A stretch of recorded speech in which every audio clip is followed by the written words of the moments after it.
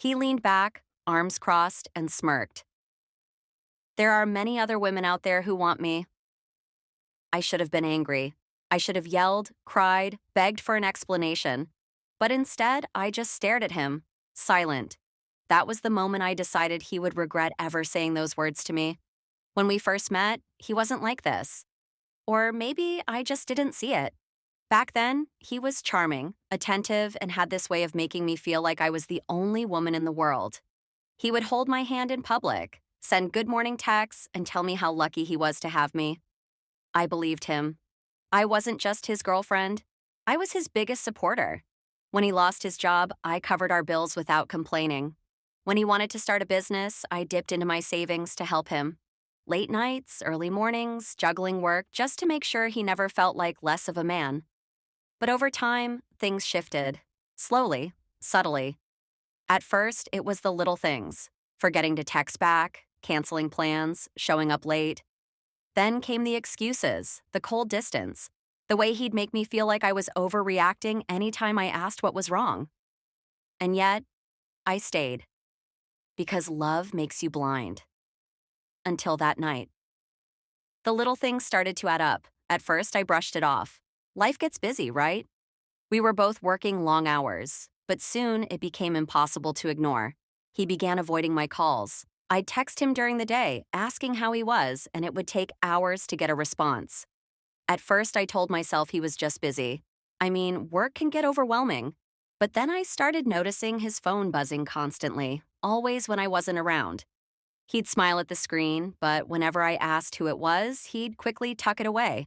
Or he'd give me a vague response. Oh, just work stuff. I didn't buy it. There were nights I'd fall asleep next to him, and when I woke up, his phone would be plugged in on the nightstand. He'd already be up, and there'd be no trace of him having been there. Yet, I noticed the glow of his screen as he checked messages in the dead of night. When I asked, he would just shrug it off and say he was checking work emails. But it wasn't just the phone, it was everything. We would go out for dinner, and his attention was always divided. He'd glance at his phone mid-conversation, tapping away on the screen, even though I was sitting right across from him. His smile would fade whenever I tried to engage in something personal. Anything that wasn't related to his work or his friends. I tried to push the thoughts away. Maybe it was me. Maybe I was just overthinking things. But I couldn't shake the feeling that something was off. The distance between us was growing, and I was being shut out. There was a coldness in the air that I hadn't felt before. One night, I decided to test it. I left my phone in his car when I went into the store, thinking I'd catch him texting someone else. And sure enough, when I came back, I saw it. His phone open, displaying a thread of messages with a woman I didn't recognize. They had been talking late at night, laughing, sending pictures back and forth. I couldn't breathe for a moment as I stared at the messages. His words were flirtatious, light, but undeniably intimate. The same kind of tone he used when we first got together, the one that made me feel like I was the most important person in his world. I had to look away. It felt like the ground was being ripped out from under me. I had trusted him, given him everything, and here he was, sending his attention to someone else. I didn't confront him right then and there. I wasn't ready for that. I just needed to breathe. But the seeds of doubt were planted. I started to pay closer attention to his behavior. There were more late-night phone calls that I couldn't overhear because he'd always leave the room. Whenever I tried to join him in the kitchen, he'd quickly end his conversation and make some excuse. And when we were together, he didn't seem to care anymore. The intimacy between us was gone. He didn't look at me the same way anymore. I wasn't the first thing on his mind when he woke up. I wasn't the one he shared his day with. That was when I knew. He was no longer mine. It was late, around midnight, when I couldn't take it anymore. I knew I had to confront him. I'd seen the messages, the flirty words, the playful banter, the shared inside jokes. She wasn't just a friend, it was clear there was something more. So I waited until he was in the kitchen, scrolling on his phone like nothing was wrong. I walked in and stood there, feeling my heart race. He looked up, a smile on his face that didn't reach his eyes. What's up? I wasn't sure what to say, but the anger bubbled up in me. I took a deep breath, steadying my voice, and asked the one question I couldn't avoid any longer. Who is she?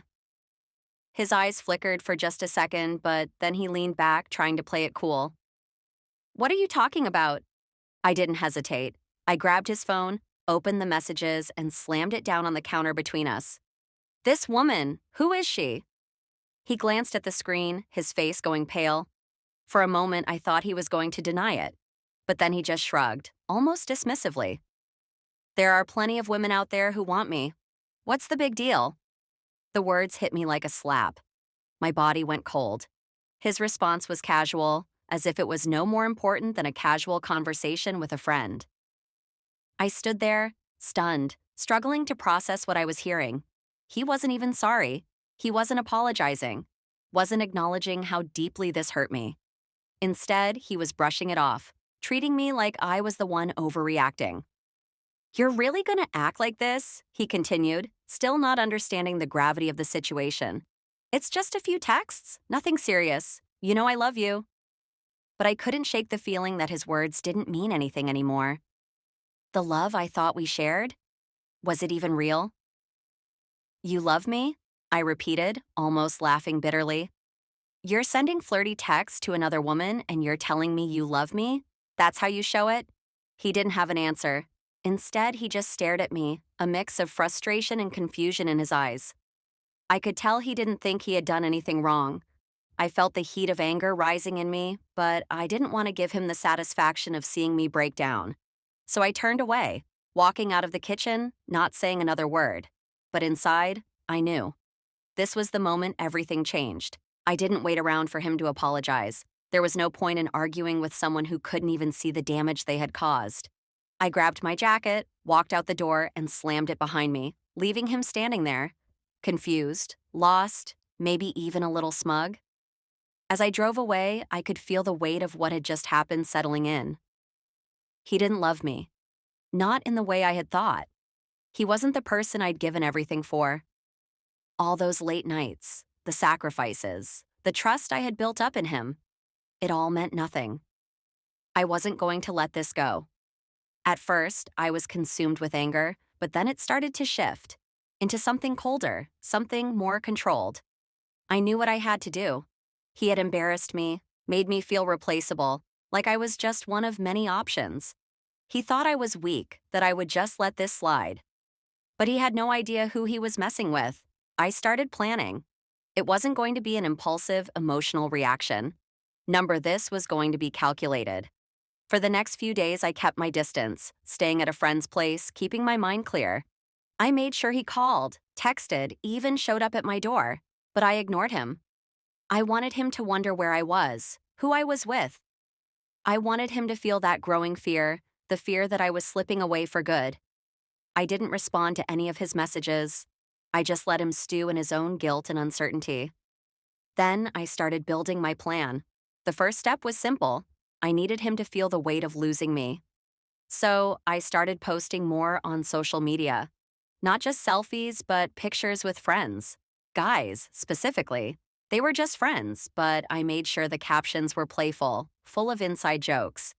I didn't hold back on the flirting, just enough to make him question who I was spending my time with. Next, I started going out more. I wasn't going to sit at home waiting for him to realize what he had lost. I was going to show him what it felt like to lose me. I went to bars, clubs, and even casual meetups with friends. I made sure to get pictures with other men.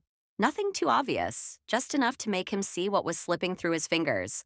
But the real twist came when I decided to take things a step further. I started getting attention from other guys, real attention. It was flattering, but it wasn't about them.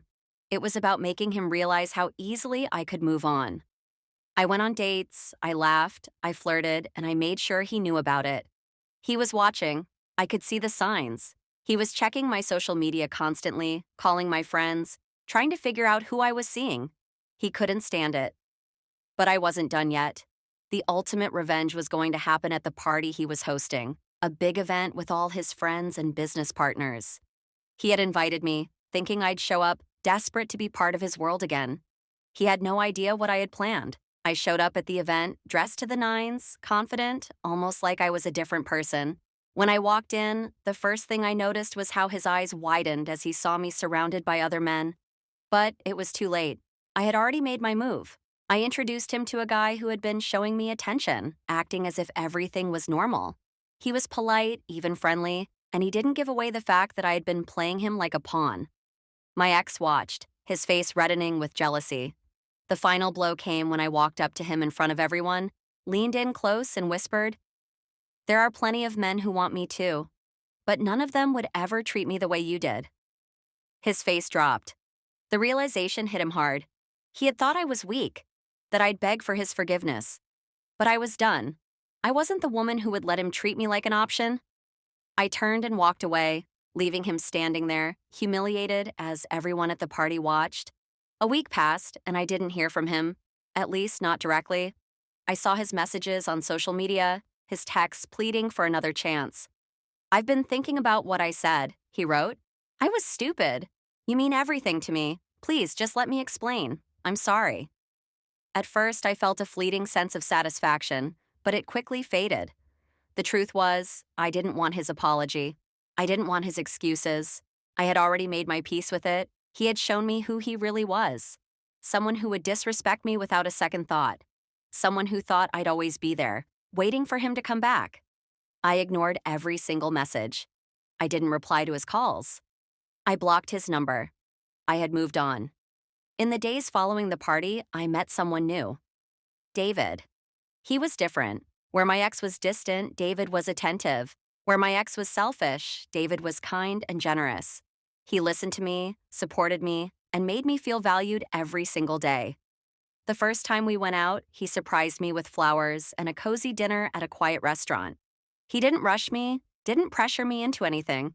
He just let me be myself, making me feel like the most important person in the room. It was refreshing. David treated me like I deserved to be treated, like a queen. He made me feel beautiful, not just physically, but emotionally. He cared about my day, my dreams, my thoughts.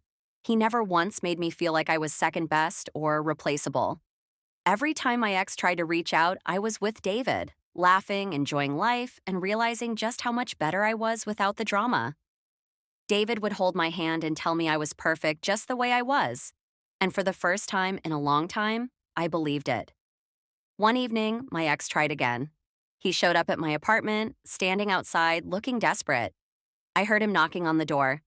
I glanced at David, who had been sitting next to me on the couch, and sighed. I didn't want to deal with him anymore. David smiled and kissed my forehead. "Do you want me to handle this?" I shook my head, not needing to say anything. David understood. I opened the door to face my ex one last time. His face was pale, eyes full of regret. "Please," he begged.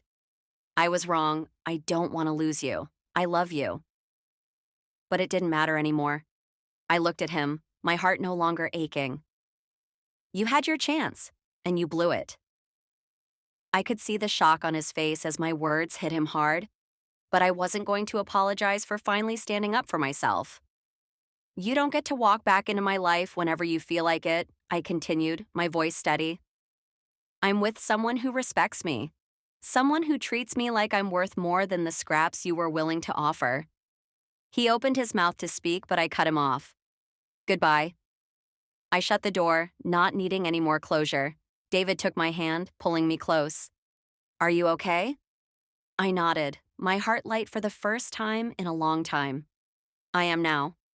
"So, what do you think? Would you have handled the situation the same way, or would you have given your ex a second chance? Let me know in the comments below. I'd love to hear your thoughts. And if you've ever been through something similar, don't forget to share your story with us. Remember, you're not alone, and you deserve to be treated with the love and respect you give to others. If you enjoyed this story and want to hear more, make sure to hit that like button and subscribe to the channel for more jaw-dropping tales. You don't want to miss what we have coming next? Thanks for watching, and I'll see you in the next video.